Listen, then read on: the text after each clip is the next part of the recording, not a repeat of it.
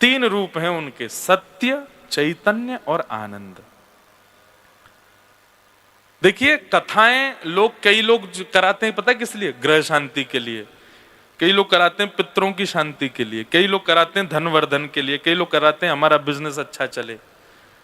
पर हमारा एक उद्देश्य है, कथा होती है व्यक्ति हृदय से शुद्ध बने, बस उसके व्यवहार में शुद्धता है, उसके विचारों में शुद्धता है। आजकल क्या है, व्यक्ति बाह्य तो स्नान करता है पर विचार और बुद्धि से बिल्कुल शुद्ध नहीं है वो। उसकी शुद्धता कथा से होती है। तो भगवान के तीन रूप हैं, पहला सत्य, दूसरा चैतन्य और तीसरा आनंद। अवतार भगवान के अनेक होंगे पर अनेकों अवतारों के तीन ही रूप हैं, सत्य, चैतन्य और आनंद। अब बहुत ध्यान से सुनिएगा। सबसे पहला स्वरूप है ठाकुर जी का सत्य। सत्यमेव जयते। हमारे न्यायालय का सबसे पहला बात ही यही है, सत्यमेव जयते। सत्य भगवान का स्वरूप है। क्यों कहा गया ठाकुर जी को सत्य? क्योंकि उनके सामने खड़ा होकर के कितना भी असत्य बोलने वाला व्यक्ति हो, वो भले ही मुंह से नहीं बोलेगा, लेकिन ठाकुर जी को सामने देख के मन ही मन बोल देता है कि ठाकुर जी तुम जानत सब अंतर्यामी, आपको सब पता है। मैं अपनी 25वीं सालगिरह मना रही हूं या मना रहा हूं, मैं नहीं कह रहा हूं, मैं तो खुद 28 साल का हूं, अभी ब्याह भी नहीं हुआ है, आप सबके आशीर्वाद से। लेकिन जो अपनी शादी की सालगिरह मनाते, 25-26 साल हो गए, मंदिर में गए हैं महाराज शादी की सालगिरह मनाने, ठाकुर जी के सामने दोनों पति पत्नी हाथ जोड़ के कहते हैं कि आप हमको प्रसन्न रखना, लेकिन मन में सोचते हैं 25 साल हो गए हम दोनों को साथ रहते हुए, लेकिन मेरी ये बात इसको नहीं पता होगी आज तक भी, आपको पता है। पत्नी भी कहती होगी मेरे कई रहस्य हैं जो इनको नहीं पता, आपको पता है। जिनके सामने सत्य बोलना नहीं पड़ता, उनको देखते ही आपके मन में अपने आप सत्य प्रकट हो जाता है, इसलिए वो सत्य स्वरूप है। एक बात बोलें, अगर कोई व्यक्ति भी ऐसा है जिसके आगे आपको झूठ बोलने में आपके हाथ कांप जाते हो, आपकी जिह्वा कांप जाती हो, आपको 2 बार सोचना पड़ता हो मैं कैसे झूठ बोलूं, उस व्यक्ति में गुरु तत्व है, उसमें कोई तो वैदिक तत्व है, कोई तो आध्यात्मिक तत्व है कि आप उसके सामने असत्य नहीं बोल पा रहे हो, क्योंकि सत्य भगवान का स्वरूप है। उनके सामने सब सत्य अपने आप हो जाता है, स्वीकार हो जाता है। अच्छा, एक बात होती है सत्य होना और एक होता है स्वीकार करना। ठाकुर जी के आगे स्वीकार होता है। आप कभी मंदिर जाओ, लोग वागे सब करते हैं ठाकुर जी, क्यों? सब पता है आपको, मेरे सारे चिट्ठे रखे हैं आपके पास में। क्षमा भी उसी से मांगी जाती है जिसको सत्य पता होता है। इसलिए भगवान का स्वरूप क्या है? सत्य। आपके न्यायालय में तो कसमें खिलवानी पड़ती हैं, हाथ वाथ रखवाने पड़ते हैं, फिर भी झूठ बोलते हैं लोग, क्योंकि वहां बोलना है, सबके सामने स्वीकार करना, और वो नहीं करेगा व्यक्ति। वो आपको फिर उस पर कुछ ना कुछ पुलिस वालों से कह के कुछ करवा के उससे सत्य उगलवाना पड़ता है। पर ठाकुर जी के आगे सत्य अपने आप स्वीकार होता है। हमारे सूरदास जी महाराज वृंदावन के हमारे अष्ट सखा हुए, सूरदास का नाम सबने सुना, नेत्र नहीं थे उनके। सूरदास जी एक पद में कहते हैं, कौन कुटिल खल कामी मोसम, कौन कुटिल खल कामी मोसम, जो तन दियो ताहि बिसरायो, जो तन दियो ताहि बिसरायो, ऐसो नमक हरामी मौसम, कौन कुटिल खल कामी। मैं इस पद को गाते समय कभी कभी आश्चर्य में आ जाता हूं। क्यों? क्योंकि ये पद गाने वाला व्यक्ति है सूरदास, जिसको दुनिया पूजती है। वो ठाकुर जी से कह रहे हैं कौन कुटिल खलकामी मौसम। सूरदास सामान्य नहीं है, सूरदास के पास नेत्र नहीं है, पर सूरदास की उपस्थिति से जड़ मूर्ति भगवान की हिलने लग जाती थी। वो सूरदास कह रहे हैं कि कौन कुटिल खल कामी मौसम। हम 4 दिन से तिलक क्या लगाने लग गए, हम तो दुनिया के आगे ऐसा दिखाने लग जाते हैं कि हमसे ज्यादा कोई संयमी नहीं, हमसे ज्यादा कोई क्रोधहीन व्यक्ति नहीं, हमसे ज्यादा कोई कामहीन व्यक्ति नहीं, हम में तो कुछ भी दोष नहीं है, हम तो सर्वगुण संपन्न है। 4 दिन में हमारी ऐसी स्थिति हो जाती है। वो सूरदास कह रहे हैं कौन कुटिल खल कामी मौसम।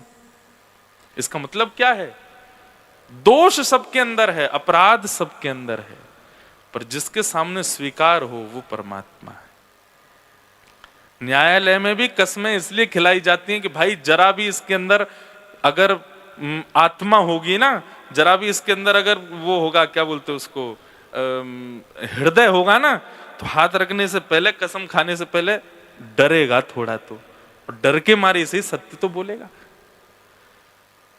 क्योंकि कहीं ना कहीं हमारा भारत राष्ट्र ये जानता है कि भगवान के आगे झूठ नहीं बोलेगा, इसलिए कसम खिलवाते हैं।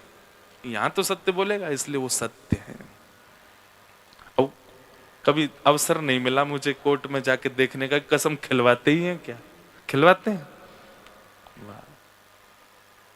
रुका तो मैं सुप्रीम कोर्ट में ही हूं, अब किसी दिन देखूंगा कैसे होता है। पता नहीं देखने को मिलेगा कि नहीं, भगवान करे हमको देखने को मिले ही ना, कभी कोर्ट में जाने का अवसर मिले ही ना।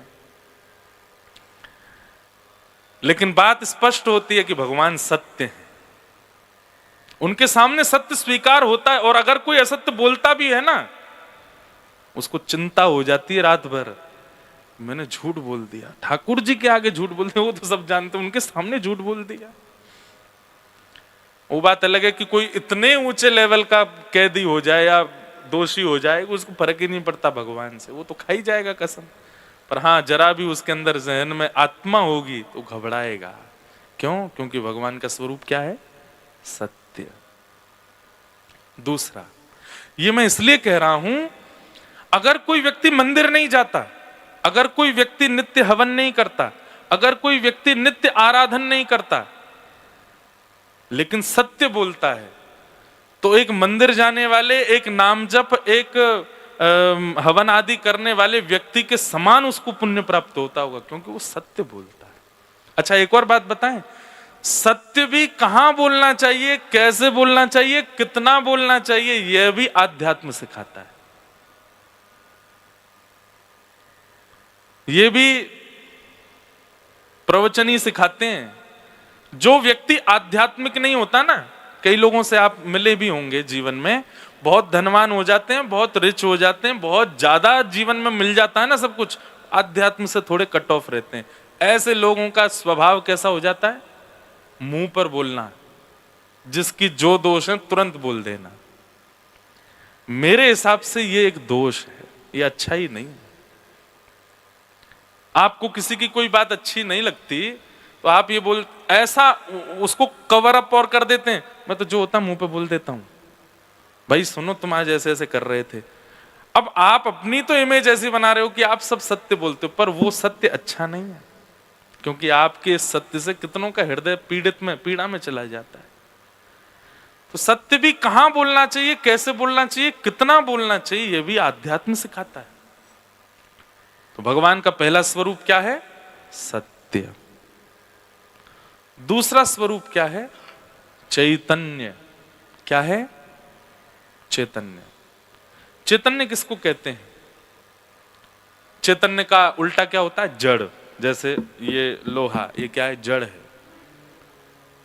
और मैं कौन हूं? मैं चैतन्य हूं। मुझे सर्दी लग रही है, मुझे गर्मी भी लगती है, मुझे प्यास भी लगती है, भूख भी लगती है, मैं सोता भी हूं, उठता भी हूं। हम सब जड़ नहीं है, मृत्यु के बाद हम जड़ हो जाते हैं, पर जीवित अवस्था में हम सब चैतन्य। ठाकुर जी चैतन्य हैं, जड़ नहीं। मैं कथा में कहा करता हूं कि वो अष्ट धातु के हैं, वो मार्बल के हैं, वो ब्लैक पत्थर के हैं। ये एक चैलेंज है मेरे और आपके आगे। ले बेटा, मैं स्टैचू बन के खड़ा हूं, अगर तेरे में सामर्थ हो तो जैसे मीरा ने, जैसे सूरदास ने, जैसे कबीरदास ने, जैसे तुलसीदास ने, जैसे अनेक अनेक साधकों ने मेरे जड़ में से चैतन्य को प्रकट कर दिया, तू भी कर। ठाकुर जी एक गेम खेल रहे हैं हमारे साथ में। अभी मैं रांची में था, वहां ये भाव आया एक गेम खेलते थे हम लोग बचपन में, स्टैचू। आज भी पता नहीं बच्चे खेलते हैं कि नहीं। उसमें एक व्यक्ति जो है वो 10 तक गिनती गिनता है, 1 2 3, पीछे सारे बच्चे अलग अलग आकृति बनाते हैं, और फिर 10 गिनती होते ही बोलता है स्टैचू, और फिर जो जैसी अवस्था में होता है वैसे रुक जाता है।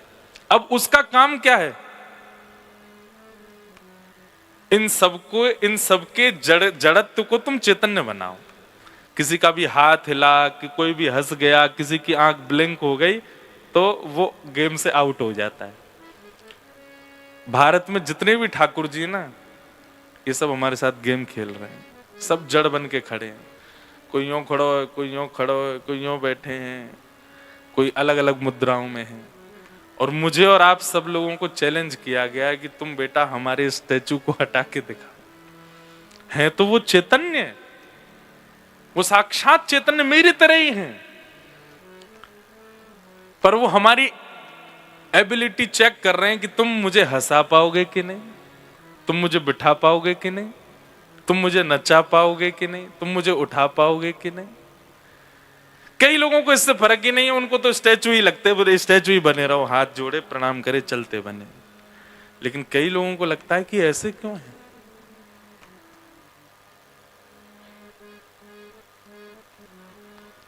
ठाकुर जी चैतन्य है। आज के बाद किसी भी मंदिर में जाइए, कभी भी ये मत कहिएगा ये कौन सा पत्थर है, या ये कौन सा धातु है, या ये कौन सा स्टोन है। नहीं, आप ये समझ जाइएगा मेरी बात याद करके कि भाई ये गेम चल रहा है और स्टैचू खड़ा है, मुझे इनको हंसाना है, मुझे इनको उठाना है, और उसके लिए मेरे अंदर स्किल्स होनी चाहिए उनको उस स्थिति में ले जाने की। और वो स्किल्स यहीं सिखाई जाएंगी, यहां बताई जाएंगी। आप लोगों के मन में प्रश्न आ सकता है, आप हमको सिखाने की बात कर रहे हो, आपने कितने स्टैचू चैतन्य कर दिए? आप भी पूछ सकते हैं। ये बताने की बात नहीं है, पर जहां भी दर्शन करने जाते हैं ठाकुर जी के, अनुभव होता है कि जड़ नहीं है। कल जगन्नाथ जी का दर्शन किया रात्रि में, श्री जगन्नाथ महाप्रभु। जैसे दर्शन करने के लिए जाते हैं तो मानो ऐसा लगा कि ठाकुर जी मानो बड़े प्रसन्न हो गए हों। और किस लिए प्रसन्न हो? वो मेरे गांव ते कोई आयो, वृंदावन ते आयो, देखो उड़ीसा पुरी आयो। केवल इतना भाव आ गया चित्त में। ये चैतन्यता नहीं है कि उनको देख करके आपको ऐसा लगने लग जाए। अच्छा, फिर क्या हुआ? मंदिर के सारे पुजारियों ने व्यवस्था करी, भोजन की, प्रसाद की, वहीं मंदिर में ही महाप्रसाद की। तब उसके प्रति क्या भाव आया? ये नहीं कि मैं एक कथा वक्ता हूं, ये सब मेरी कथा सुनते हैं इसलिए मुझे प्रसाद पवा रहे हैं। मैंने कहा ये ऐसा लग रहा है जैसे गांव का कोई व्यक्ति आता है तो घर के सारे लोग लग जाते हैं इसको खिलाओ पिलाओ। तो ये सारे अनुभव चैतन्य से कम है? ये चैतन्य। तो भगवान का दूसरा रूप क्या है? चैतन्य। और ठाकुर जी का तीसरा रूप क्या है? आनंद। आप लोग कथा सुन रहे हैं और पिछले 1 घंटे से कथा चल रही है। इस समय जिस स्थिति में आप हो, जैसे आपके नेत्र हो रहे हैं, जैसे कान हो रहे हैं, जिस प्रकार की अभी चीजों का अनुभव कर रहे हो, आप एक बार को यह भी भूल जा रहे हो कि आप दिल्ली में हो, आप यह भी भूल जा रहे हो कि बगल में कोई मेरा अपना बैठा है, यह भी भूल जा रहे हो कि ये क्या एक अलग सा अनुभव हो रहा है। यह अनुभव सुख नहीं है, यह आनंद है। और यही श्री कृष्ण है। इस समय जिस स्थिति का आप अनुभव कर रहे हो और हर दिन ये स्थिति बढ़ती जाएगी, यही आनंद है। अच्छा, आनंद और सुख में अंतर क्या होता है? इंद्रियों को जो सुख मिलता है और वो मिलने के बाद घटने लग जाता है, वो सुख कहलाता है। जैसे कि आपको कोई खाने की वस्तु अच्छी लगती है, 1 बार 2 बार 3 बार